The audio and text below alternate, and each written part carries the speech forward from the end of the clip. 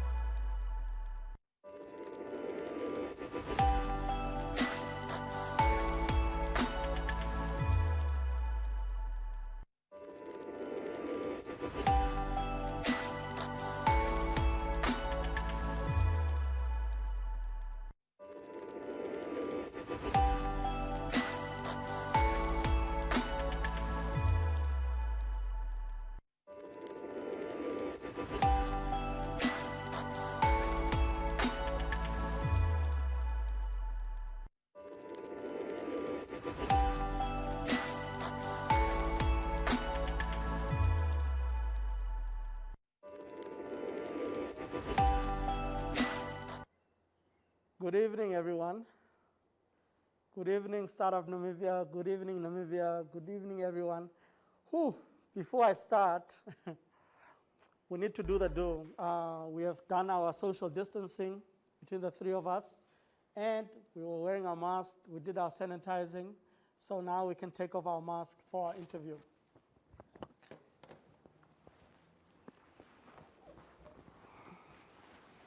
All right. Whew, that feels better. Yeah. Yeah, the masks are good, but it's hard to talk with them. So, good evening, everyone. It's Thursday again. You know what that means. It's time for Campfire, the show where we go out, find the talent, find the knowledge, and we bring them in front of the fire, and then they give you the knowledge and all the experience.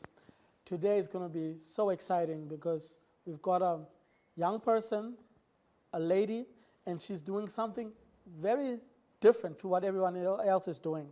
Let me introduce my guest today. Her name is Helvi Shindume. She's the founder of Women in Agriculture. Welcome. Hi, Leitaro. Thank you to Startup Namibia for giving me the opportunity to share my knowledge with you and the viewers. As you said, I am Helvi Shindume, founder of the Women in Agriculture Namibia Club. I am also a final year student at the Namibia University of Science and Technology. I'm doing my bachelor's degree in agriculture. Okay, so that means you are wearing two hats. Yes, exactly. Helvi, I think before we dive into this interesting topic, I just want to tell all our viewers that we have, once again, our sign language interpreter, Ms. Helena Amuelo. She's here and she taught us to say, Ms. Helena, I hope you're watching. Oh, see you next time. So that's the only thing she taught me. Hopefully today we are going to learn some more things in sign language. Startup Namibia. Before we start, let me just introduce you and the viewers to Startup Namibia. Startup Namibia is an initiative between the German government and the Namibian government, specifically between the Ministry of Trade, Industrialization, and the GIZ and the German Embassy.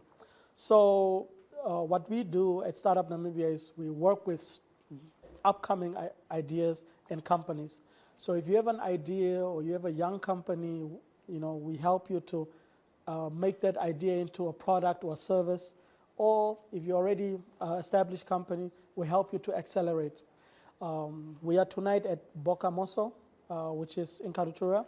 And in a few months, we'll be building our center here at Bokamoso, where you'll be able to come with your ideas and with your products and just to take the next step.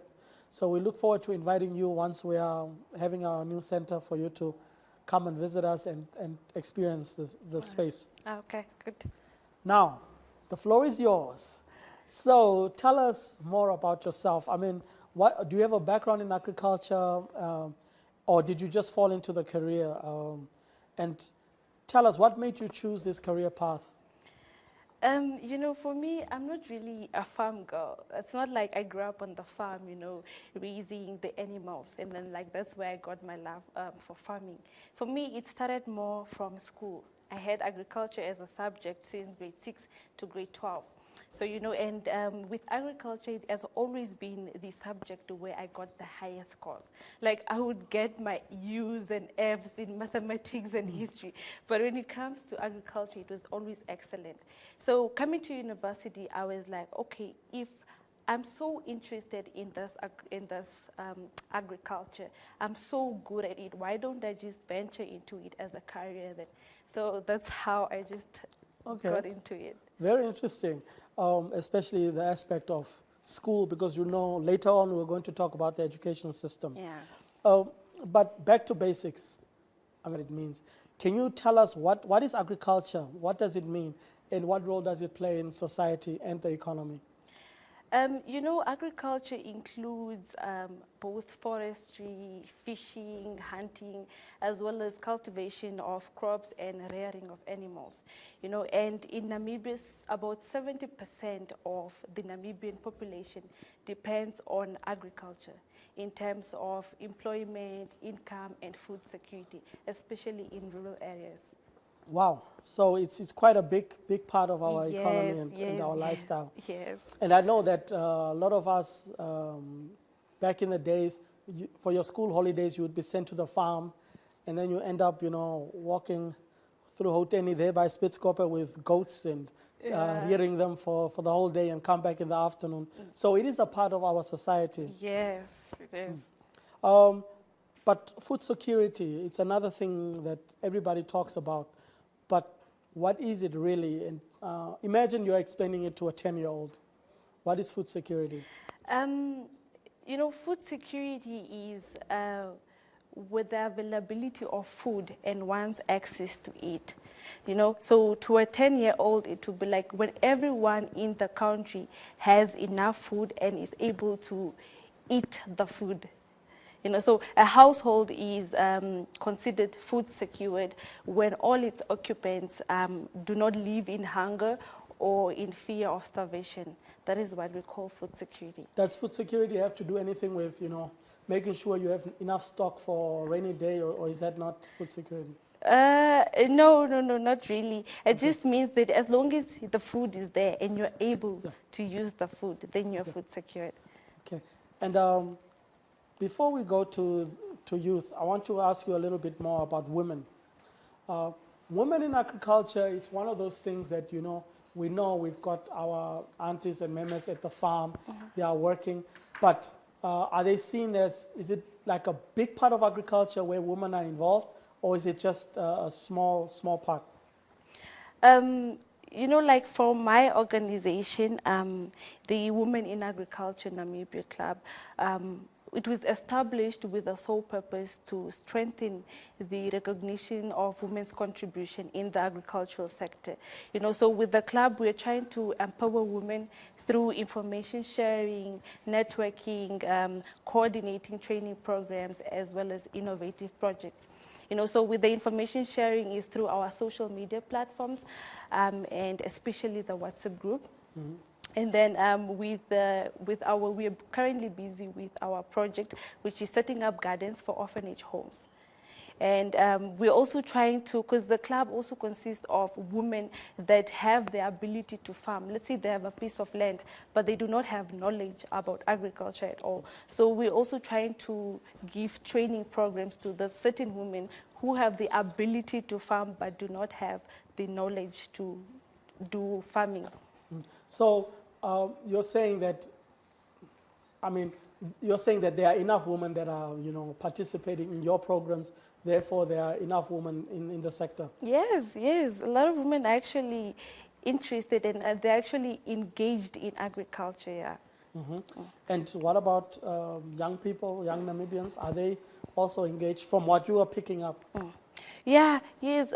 If you look at organizations like the ones we have in Namibia, we have the Agri for Youth organization, which is led by Mr. Hemka Haikali, a youth himself. And they had a conference last year, and if you look at the number of youth that attended that conference, it was actually huge. We also have the Kadab Youth Network, which was recently launched in Namibia in February. You see, so they had a workshop, and the number of participants, youth participants in this organization was really huge. You also find organizations like mine, the Women in Agriculture. These are youth-led organizations. So you can already tell that, yes, youth are actually pushing the agriculture sector. It's very, very, very, very good to see that young people are at the forefront of agriculture. Looking at it from an economic perspective, how important do you think it is that young people are at the forefront? Because you know that in the future it will be us young people, I'm upper youth now, but you young people that will be pushing our economy. How important do you think it is that young people at this stage are already involved in agriculture, knowing that it's an economic sector? You know what, Leitako? A higher growth in agriculture is needed for sustainable food security in the country, as the food demands keep increasing. Now, to keep pace of this increasing demands, agriculture is and diversified. Right now, the youth bring in energy, vitality, and innovations in the workplace. A lot of young farmers engage in high technology and high returns agriculture, such as the floricultures. They do the processing of raw products, hydroponics. It's more like there's no way I can convince my grandmother in the north to stop plowing mahangu in the ground and start planting it in water, hydroponics, for example. It's not going to work. But if I tell that to a youth, they'll be interested and say, okay, how do we do this? Things are what we need in agriculture, and the youth are innovators. Yeah, but that's all well and good. I mean, the opportunity is there. It's well suited for young people. It's technological, it's innovation. But why don't a lot of young people join up and say, hey, I want to be a farmer, I want to go into agriculture? What stops them? I think one of the main challenge is funding. I think that's the biggest challenge that the youth are having. Funding, in a career like agriculture, for you to start the farming or the agriculture career, you need a lot of startup inputs. You will need land, first of all, and then you need huge capitals to buy machineries and equipment. You will need collateral assets. And most of the time, this is the stuff that the youth do not have. I mean, I'm just a graduate from school. Where am I going to get the land? Where am I going to get that huge amount of money? So me as a youth would rather avoid that career and then, become a nurse. Yeah, but do you think there's an opportunity for youth that maybe in the rural areas where their mother has something, do you think it's a small step in the right direction if they first start at their mother's farm or somewhere else to test out the technology, to understand farming and so on? Or do you think they must just start with their own land? No. It's not a small step. It's a big step, actually. Because what we want is, what I keep telling the youth is to go back to the villages, to that communal land back at home and improve agriculture that side. So if you come to me and say, you know what, Helvi, my mother has a piece of land in the north, then I want to start planting cabbage. I'm not going to say, no, you have to wait and get 200 hectares from the government, for example. I'll say, go for it. So it would be good if we all go back to our villages and improve agriculture that side. Yeah, I want to take you further on that point. Let's say someone is sitting in Komasdal or Kurenkuru or Falgras, and they are saying now, okay, I like. What practical steps can you give that person to say, they've got a garden, they've got some water. What businesses would you say, start with this just to get into the market? There are quite a number of businesses that you can venture into. You can, if you want to, if you want to start to make your first million, I would say start with mushroom farming. Mushroom farming? Yes. You see, a lot of farmers in Namibia, they're just into livestock. Yeah, when we hear farming, we think goats and, maybe some gardening, but mushrooms? Yes, and you see, so if you're joining the farming career, why don't you go in with something unique, something that has less competition? And I mean, with mushrooms, you don't really need a huge area of land. Plus, they grow almost everywhere in all areas of the country. Okay. Yes, provided there is enough shelter and water. So do the mushrooms. Everyone else is already doing goats, so why still go into the industry and do the same thing? Okay, mushrooms is one. I want you to spend time on this part because this is practical knowledge, like giving ideas to people out there. So don't rush this. Just spend time on each one that you are giving them. Okay. What's the next one? The next one is, we have a lot of these youngsters that love dogs. Puppies, you also know them, right? So those youngsters, why don't you take your love for dogs and turn it into a real business? You could literally start a breeding and training program for dogs. And with this kind of business, it does not have seasonal fluctuations. Like, no, people only buy dogs in December. It doesn't work like that. Plus, you don't really need huge capital to start with us. Why don't you turn your love for dogs into money? No, that's a great idea. I think we have a colleague here who is Jesse, the computer kid, and he loves dogs. You see? I mean, and he buys them and he searches for them on Facebook and he always talks about them. You can see that he has a real passion for. But we don't want him to leave the project and leave our IT mess because he might make money that side. Yeah. Any other cool ideas? Yes. You could also start with watermelon. Are you from the northern part of Namibia? No, I'm from the western part. Okay, good. The Rongo region. Now, if you see most of us that are from the northern part, you will notice that in our fields, our Mahangu fields, since we grew up, there are watermelons that grow there. Momapsa, the ones, the bamboos out there, Mahangu, and then there are watermelons in the field. So why don't you start planting watermelons the entire field?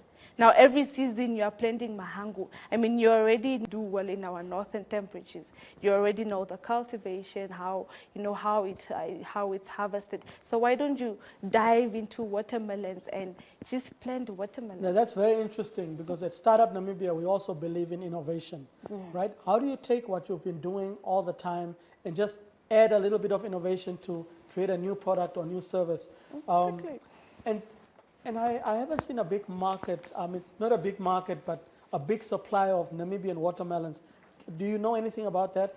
Do you have a lot of suppliers? Yeah, the suppliers, I saw most of them are based in Mariental, the Hardap region. I think that's where you find a lot of farmers. But you see, that is the Hardap region.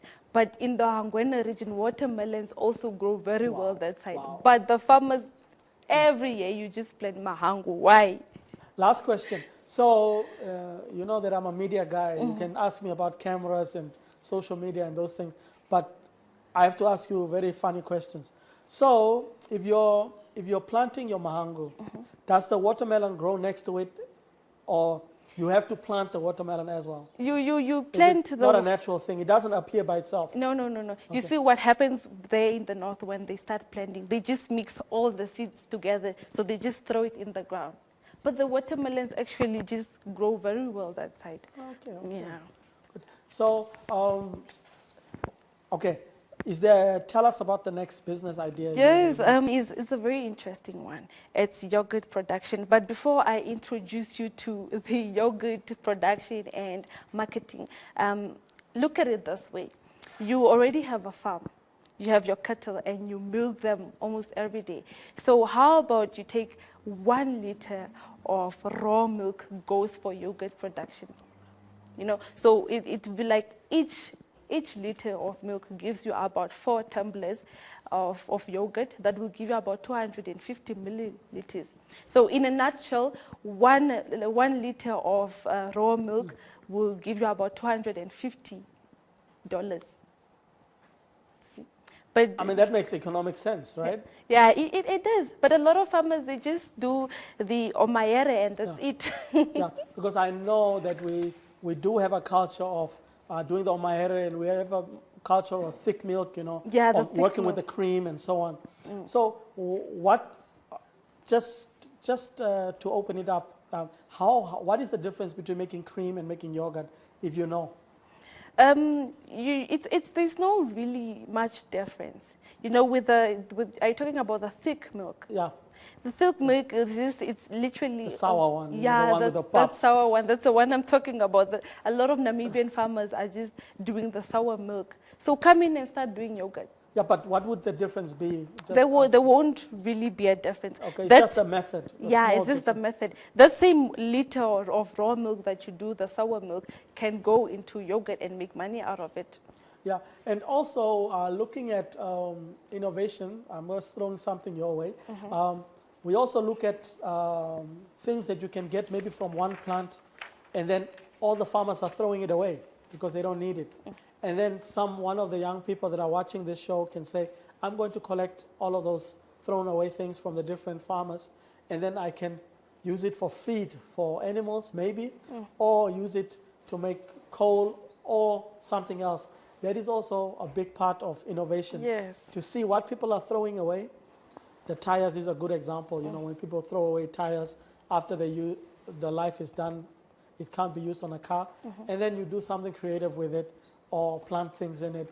So that innovation, do you think that is lacking in agriculture, or is it really there that people use something that's been already going on, but just change the formula a bit? I wouldn't really say it's lacking. There are people that are really innovative in agriculture. You find people that are really doing good with, you know, creative thinking. So it is there. But we need more innovation in agriculture. That's what we need, more of it.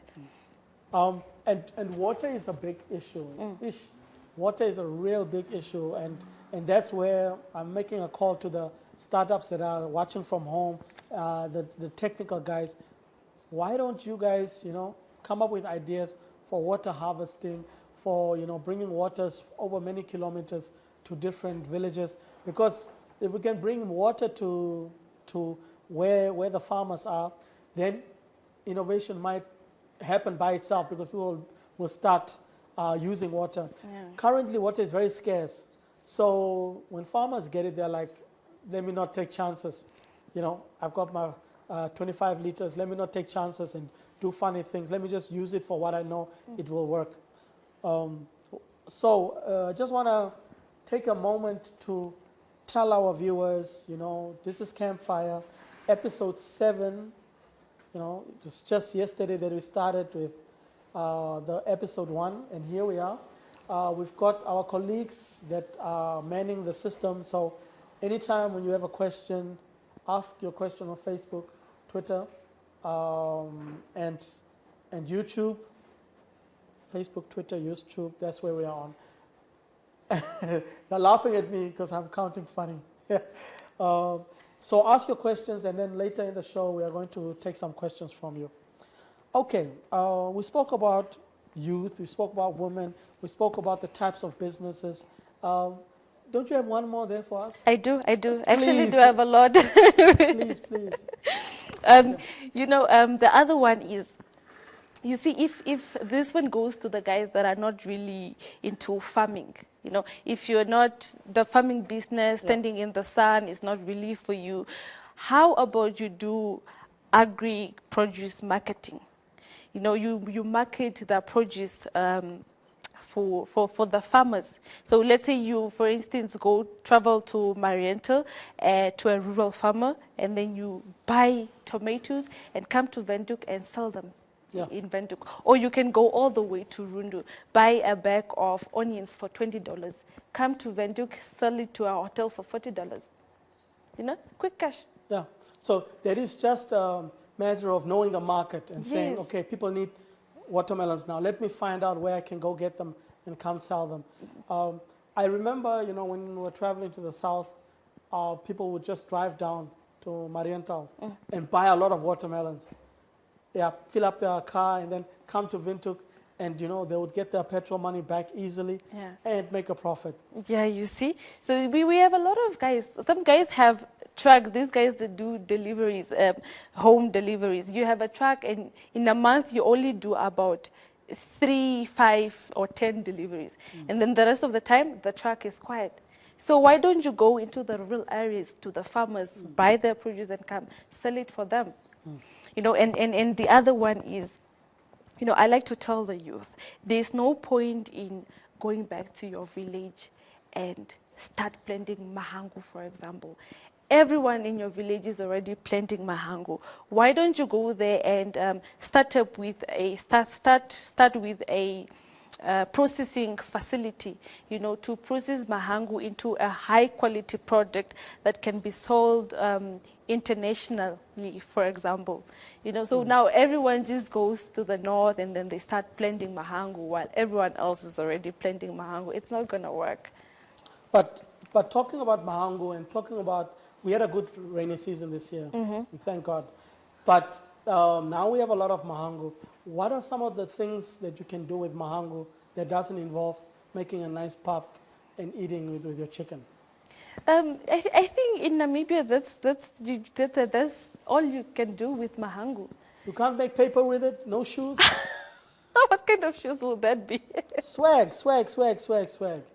No, no. I think what you can do with that is we just need to really process it well, and make it attractive so we can sell it abroad, like a proper Namibian product, I think that's really what we can do with it.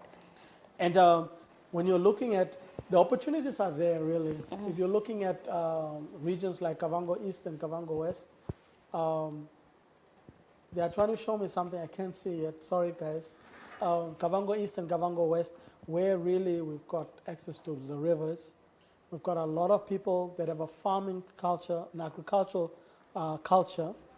And if we can find, innovations that can help those people to be more efficient, to scale up and produce more fruits and vegetables and so on, then really we can turn around the economy. Yeah, we can. Surely. But we need young people also to take the hand. Spice up things. Okay, innovation. We are having questions and we appreciate your questions. I just can't get to them. After this answer, then we'll take some questions. Let's talk about innovation. I mean, what role do you think innovation plays in agriculture? Innovations is just coming up with new ways, new technologies. New ways, new technologies. I think you can, if you look at where agriculture came from, agriculture has always, or farming in general, people only used the mahangu, the pangas and the hoes. But now for plowing, people are using machineries. So that is innovation. So once we have a lot of people coming up with new ideas on how to improve agriculture, it would really play a big role.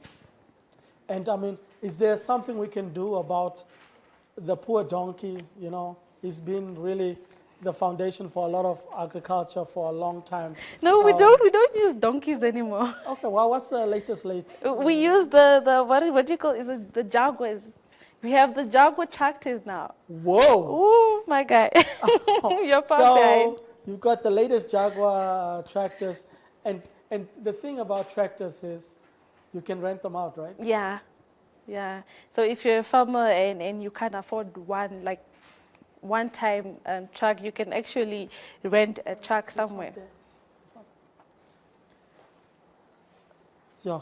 So I will ask just my colleagues to share their questions. We are going to take a quick break.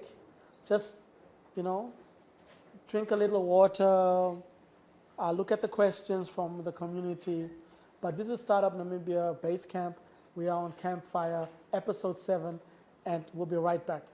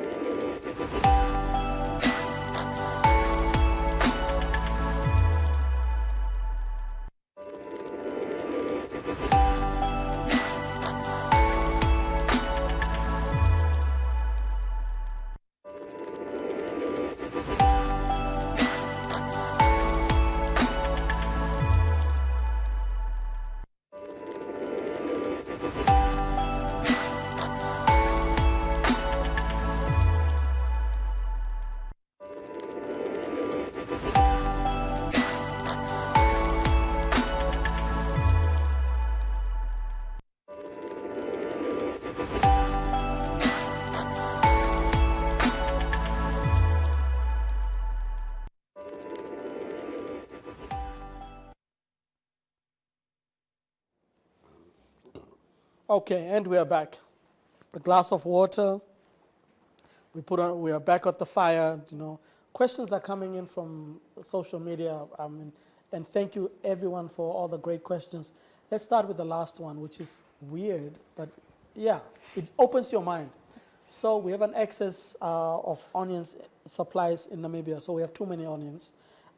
Someone, Virginia Handukeme, is asking, how is it that women in agriculture can be involved in order to do some value addition or preservation of onions to eliminate the waste? To eliminate the waste of onions? Yes. I think you could too. I mean, this is just my opinion. I think you could do some cool stuff like compost. organic compost for your plants. If you have a few cabbages at your backyard garden, you can make small compost with the onion.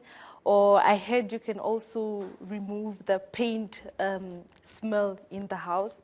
You can as well use, with onions, you see this garlic chives. It can, the smell also, or just when you have the plant somewhere in your house, it actually repels mosquitoes. Oh, Yes, so you can have a small onion plant there just by the window and you're free from mosquitoes. so I'm taking what you took earlier and I'm taking what you're saying now. What if someone out there listening says, hold on, I've got a bucky, let me go pick up some onions and let me drive to an area where the mosquitoes, think they are king. Yeah. And just park my bucky and then sell the onions and tell them, guys, use it for this. And then that's innovation. Yeah, that's, you see, you are the youth that we need. Yeah, I just need to cut 10 years off my age and then I see you back there laughing at my age, colleagues, and it's not funny. Okay, so the second question we have is from Charlan Matlala. Pan-Africanism is a real thing. We are in Namibia, but we've got brothers in South Africa, Botswana, Nigeria, Kenya. Your organization, is it open to having members from other countries, or are you, for the moment, just focused on Namibia? No, they are welcome. Does she want to join? Yes, she wants to join the club. You're welcome, my sister. She's welcome. From South Africa. She's from South Africa. Yes, recently we had a live seminar, where we tried to, it was an international seminar. We tried to connect the women in Namibia to other African countries. So we had the women from Zambia, Zimbabwe, Togo. So everyone is welcome. We want to inspire the whole African continent. Excellent. That's what we want to hear. Pan-Africanism. We want to work together and learn from them as well. Maybe they have similar issues that they have overcome already. Yes. Okay. So, do you? Tala is asking. Can men also participate in clubs activities? And do you work with other NGOs? Are you open to working with other NGOs?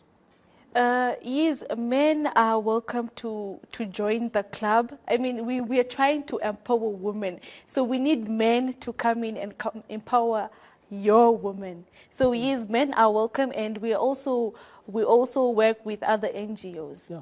They are also welcome. We can't do it alone. So we need also to partner with other companies and stuff like that. I think Hayley Dimulunde, she came in a bit late on the live stream because she's asking something that you really already answered, but maybe you can touch on it again. Do you think agriculture is important for the Namibian economy, and why? Just a short answer, summary. Like I said, with about 70%, that's a huge percentage of the Namibian population depends on agriculture. That's in terms of employment, income, and food security, especially in our rural areas. Yeah. Justina Shikongo is asking about funding, and I just want to summarize that Helvi already spoke about that. Helvi said that, look, that is one of the challenges at the moment because, coming out of high school, coming out of university, it's very difficult for someone to get funding just off an idea of agricultural business. It's not one of those businesses where you can just say, okay, I'm going to the bank and then I'm going to start farming. So at the moment, there is a lack of funding. Onions was answered. We've got another final question from Lily Shangadi before we go to the questions that we had prepared for you. Okay. What suggestions would you give Namibian government to improve or maintain the agriculture sector? How can they improve or maintain the agricultural sector? I think the government really needs to start engaging us youth. They need to start giving us opportunities on how can we partner with them. So if when they see like youth like me or people like me are trying to push the agricultural sector, they also need to come in and meet us halfway. Because in the end, we really can't do it alone. We also need their help somewhere in between. Yeah, it's about teamwork. Yeah. It's about everyone doing their part. Yes. So the government should actually recognize the young people that are trying to do, trying to really push the agricultural sector and also just bring in their side. Yeah, excellent. Look, when you're looking at agriculture, you're talking about farming, you're talking about weather, seasons, right? I mean, there are seasons where you know that your things will grow and, you prepare for those seasons. What do you think about the seasons when, it's not the season for growing things? What ideas can you give farmers and young farmers? What can they do with their land during that time? You see, like in Namibia, the country is really dry, and for example, we just came from a very terrible drought. So what we can improve is we can do water harvesting. We can also improve the soil fertility. Organic compost. And farmers we can also change the cultivation calendar. Mm-hmm. So it's just, if in the olden days we used to plow and start planting in December, for example, now the climate is changing, the weather is changing. So we should change our calendar as well. The farmers can also improve their crop varieties that can actually survive in this new weather that we are having in Namibia. Okay, good. Going back to the youth and to women, I want you to just take the term agripreneur. It gets thrown around a lot. What does it mean? And tell us a bit more about the term. Agripreneur, it basically just means an agricultural entrepreneur. I think in a nutshell, that's it.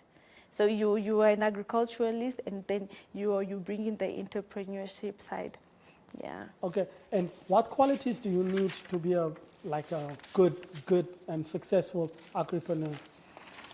Qualities you need, the better start. I hope the viewers have their pens and notepads, because I have about 5 qualities here that I can share with you. Number 1, you need to have knowledge. Successful farmers are always researching. You need to always find new ways and new methods to improve your farming practices. And then the other one is passion. This was actually supposed to be the first thing on the list.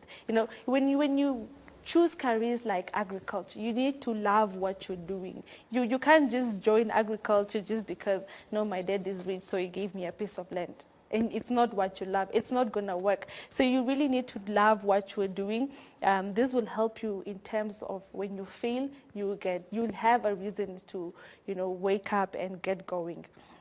And then the other quality we can look at is problem-solving abilities. When you get into the agriculture or into farming, you realize that there's certain setbacks that require critical thinking.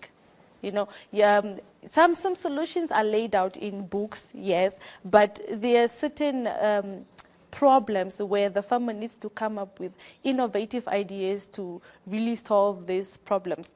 And then the other one we could look at is marketing. How am I going to sell my produce? This is a question that bothers a lot of upcoming farmers. And, as a farmer, you need to know all the ways possible on how to market your produce. In the modern world, we have social media, the Facebook, the Twitter, the Instagram. You cannot miss. So you really need to have that marketing skills. And then I think those are the ones that I can share with you. Now, you spoke about passion. What do you think about natural ability? Some people, they grew up on the farm, they know animals, they know when an animal is sick, they can just see it. What do you think about that ability? Is it something that's worth considering when you want to be an agripreneur and you already have that natural thing for farming and agriculture? Yes, you know, like if you grow up on the farm, it basically means you have the experience. It doesn't matter whether you went to school, as long as you have the experience, you know how to run the farm, you know how everything works on the farm.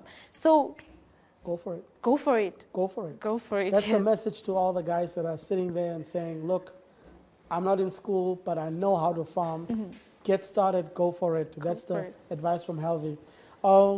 Helvi, you spoke earlier about your school life and how, you know, maths used to kick your butt and you know, agriculture was, you know, really your go-to card. Talking about generally, you know, what do you think about the educational system with regards to preparing people for a life in agriculture? You can use some examples from your own life as well.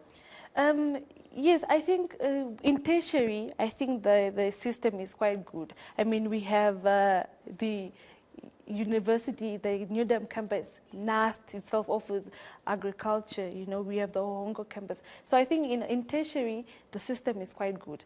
But in secondary and primary, it's not good, quite good. I mean, even with me, it's not all schools that have agriculture as a subject.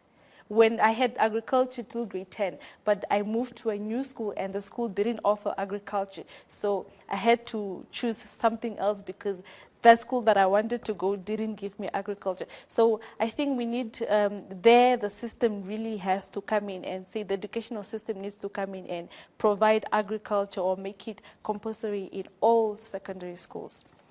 And in terms of teachers, maybe you might not know, but are teachers focusing on agriculture as a field when they are studying, or do they study teaching and agriculture is one of the subjects? Do you know? Yeah, I think they focus on agriculture as a field. You know, you say I want to be a teacher, but only a science teacher, which includes agriculture, I think. Okay, so we are going to go into a very short break, 30-second break, because we are getting some comments on Facebook and Twitter that we want to consolidate for the last 10 minutes of question time. Thank you so much, Helvi. We're doing great, and it's an amazing campfire, session 7.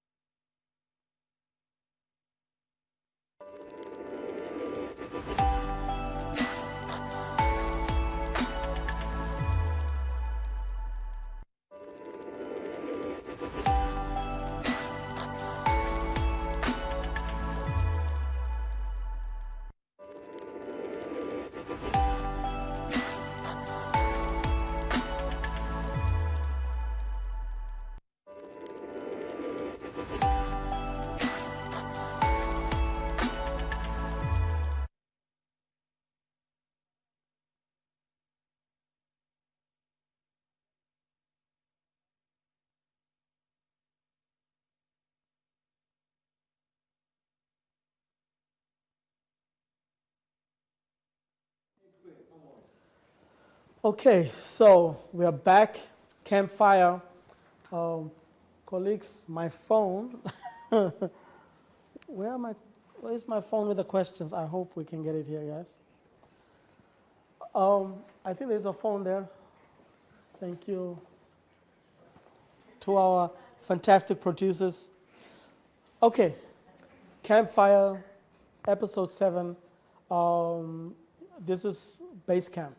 So just to remind everyone, Startup Namibia is an initiative, a collaboration between the German government. It's funded by the German government with the Ministry of Industrialization and Trade, and it's implemented by the GIZ. We are based in Karuchura at the Bokamoso Center, where we will also build our awesome, fantastic, one-stop everything incubation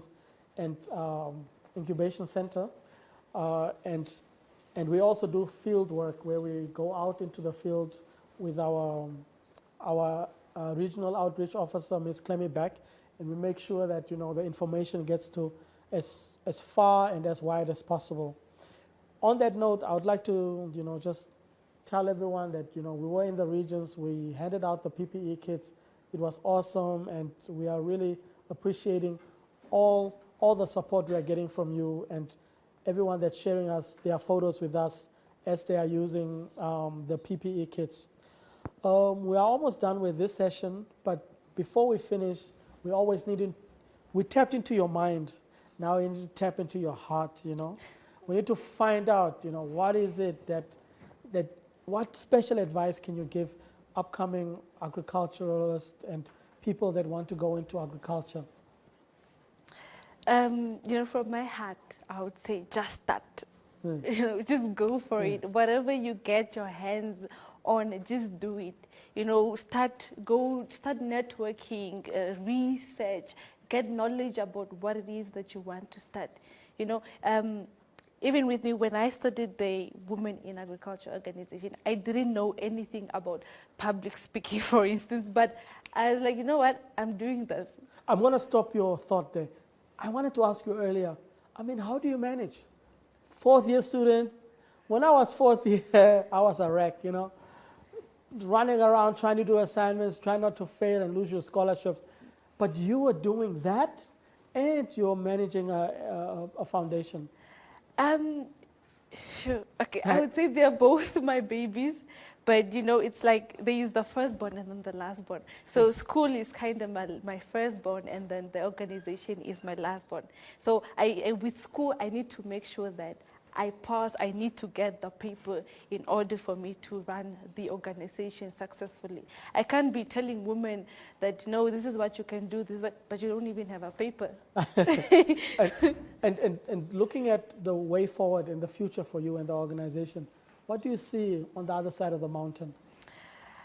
I see, I see an organization in, let's say, the United States, talking about women in agriculture in Namibia. You see, so I dream of it so big that we get all other women around the world, to come together and just inspire and motivate each other to do farming and to produce food for the world. Okay, so you're going to be that hub that's going to empower women and young women, to take over the agricultural sector. Yes. How many members do you have now, if I can ask? We have about 253 members. Wow. And what are you looking at towards, when you are in the 5 years, where do you want to be in terms of numbers and membership? In membership, we are trying to, we want it to grow, yes. We want to cater for the whole Namibia. So in 5 years, we want to get as many women participating in the organization. And I want to see a lot of women not only doing farming on a small scale, but on a commercial level. No, and for those who want to join, we've got very few minutes left, but those who want to join, what do they need to do? Where do they get you? What is the procedure for becoming becoming part of this structures? I think they can. You can just talk to me. I'll probably give out my contact details, my email address. Yeah, you can give it out now. Okay, it's halvishindume1@gmail.com. So I think you can reach me up on the email, and then we'll take it from there. And then they can, get the application forms and the procedures from you. Yes, yes. Okay, good. And we have one question. I can see people waving at me. This is, okay. So, 2 minutes before the thing ends, they throw 2 questions at you. Sorry, I know you thought your torture was finished. What are the agri challenges experienced during tough economic times, like now? What are the challenges for farmers and agriculturalists now? With now, I want to focus more on the small-scale farmers. The farmers that produce tomatoes and go sell it locally in the streets. Now, in terms of COVID-19, for example, they're really getting a tough time. You're not allowed to. They can't. The number of customers they usually got in the normal days, it's not the same as it is now. So I think at this current moment, that's our biggest challenge with the farmers. Mm-hmm. Okay, so here we are, a few seconds before the end of our live stream. It was excellent. I hope that everyone at home learned so much, and that tomorrow morning we'll see so many people in their gardens, just doing, telling their dog, come, I want to breed now. And it's going to be interesting wherever you are tomorrow morning.